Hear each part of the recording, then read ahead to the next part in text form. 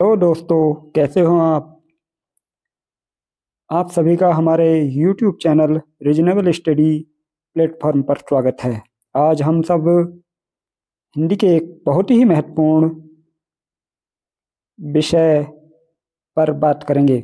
आज हम हिंदी से संबंधित 25 प्रश्नों पर चर्चा करेंगे जो पिछले एग्जामों में कई बार पूछे गए हैं। तो चलो हम अपना वीडियो शुरू करते हैं।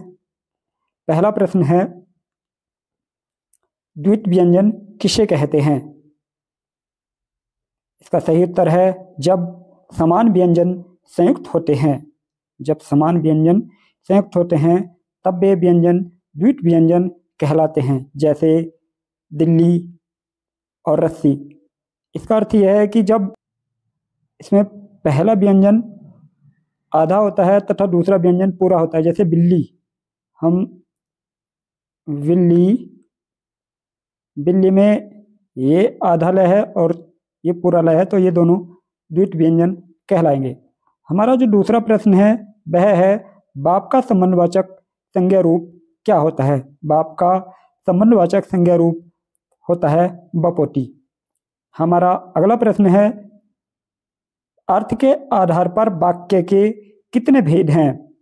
तो अर्थ के आधार पर वाक्य के 8 भेद हैं। कौन कौन से हैं?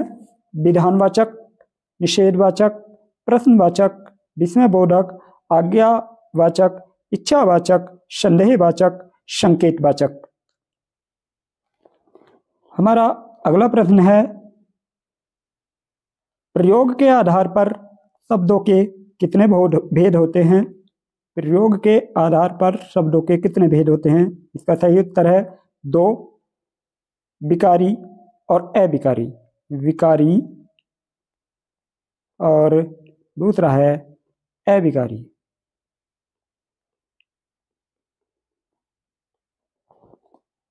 हमारा अगला प्रश्न है, वही मनुष्य है कि जो मनुष्य के लिए मेरे पंक्ति में कौन सा अलंकार है? तो यहाँ अलंकार है यमक अलंकार, क्योंकि मनुष्य और मनुष्य 2 बार आया है और दोनों बार ही इसका अलग अलग अर्थ प्रकट हुआ है। वही मनुष्य यहाँ जो है श्रेष्ठ मनुष्य की बात कर रहा है, और जो मनुष्य के लिए मेरे, यहाँ मनुष्य साधारण मनुष्य की बात हो रही है। अगला प्रश्न है, रगड़ में वर्ण का क्रम क्या है? रगड़, जो हमारे 8 गण हैं उन गणों में ही रगड़ है, और रगड़ का जो वर्णों का क्रम है उसमें है, पहला है दीर्घ वर्ण, फिर लघु वर्ण आएगा और पुनः फिर दीर्घ वर्ण आएगा। अगला प्रश्न हमारा, किस रस का संचारी भाव उग्रता, गर्व, हर्ष आदि है? तो इसका सही उत्तर है वीर रस, क्योंकि वीर रस में ही जो है उग्रता, गर्व और हर्ष प्रकट होता है। अगला प्रश्न है, हर काम को देर से करने वाला शब्द समूह के लिए एक शब्द कौन सा है? तो हर काम को देर से करने वाले को दीर्घसूत्री कहा जाता है। उससे अगला प्रश्न है, आधी रात का समय शब्द समूह के लिए एक शब्द कौन सा है? तो आधी रात के समय को निशिथ कहते हैं। दिन और रात के 8 पहर होते हैं, जिसमें रात के 4 पहर होते हैं। पहला पहर होता है प्रदोष, दूसरा जो पहर होता है वह निशिथ, तीसरा जो पहर होता है त्रियामा, और चौथा जो पहर होता है वह है उषा। अगला प्रश्न है, किस क्षेत्र की बोली को काशिका कहा गया है? तो वाराणसी क्षेत्र की बोली को काशिका कहा गया है। इस बोली में हिंदी, उर्दू और भोजपुरी के शब्दों पर निर्भर करती है यह। अगला प्रश्न है, सुमन और सुवन का सही अर्थ क्या है? तो सुमन का अर्थ है फूल और सुवन का अर्थ है पुत्र। अगला प्रश्न है,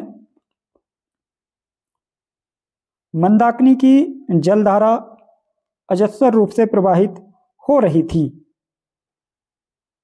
रेखांकित शब्द की शुद्ध वर्तनी क्या है? अजस्र जो लिखा हुआ है वो गलत है, इसका सही होगा अजस्र। अ ज श और समय को रा, अजस्र।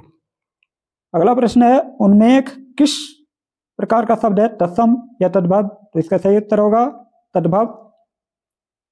तद्भव वे शब्द हैं जो संस्कृत के शब्दों को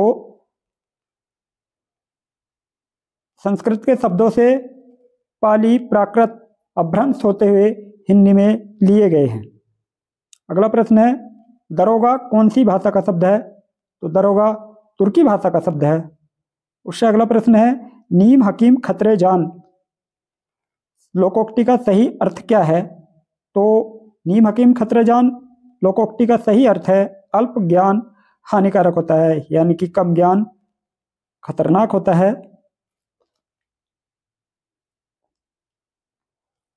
अगला प्रश्न है, मखमली जूते मारना मुहावरे का अर्थ क्या है?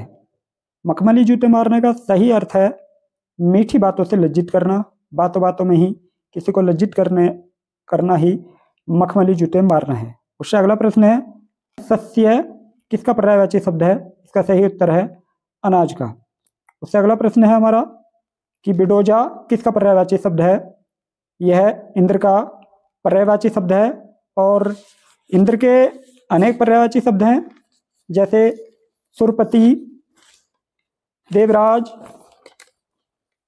और एक है वाशव, बहुत ही महत्वपूर्ण है वाशव।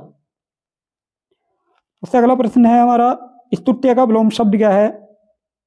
स्तुत्य का विलोम शब्द है हे। अगला प्रश्न है, विहित का विलोम शब्द क्या है? विहित का सही विलोम शब्द है निषिद्ध। वचनामृत समस्त पदों का विग्रह क्या है? वचनामृत समस्त पदों का जो विग्रह है वह है वचन रूपी अमृत।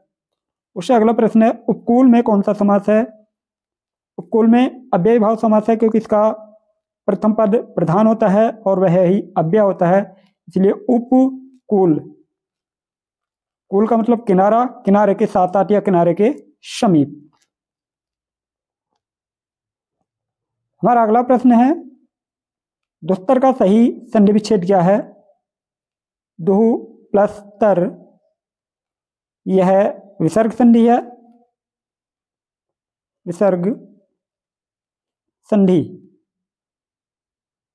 क्योंकि इसमें विसर्ग और व्यंजन मिले हुए हैं तो यहाँ विसर्ग संधि होगी। उससे अगला है, द्वावपी का संधि विच्छेद क्या है? तो द्वो प्लस अपी, यह अयादि संधि, अयादि संधि का उदाहरण है। हमारा अंतिम प्रश्न है, हिंदी शब्दकोश के अनुसार संतान, शकल, सचल, सक्षम शब्दों का सही क्रम क्या है? तो इसका उत्तर है संतान, शकल, सक्षम, सचल, क्योंकि इसमें सर्वप्रथम अंग, उसके बाद ए, फिर आ, इस प्रकार यह क्रम हम देते हैं। तो पहले स और अंग आएगा, फिर से ए आएगा, उसके बाद ही हमारे इनका क्रम लगेगा। तो अगर आपने इस वीडियो से कुछ सीखा है तो आप प्लीज़ लाइक एंड सब्सक्राइब कीजिए। धन्यवाद।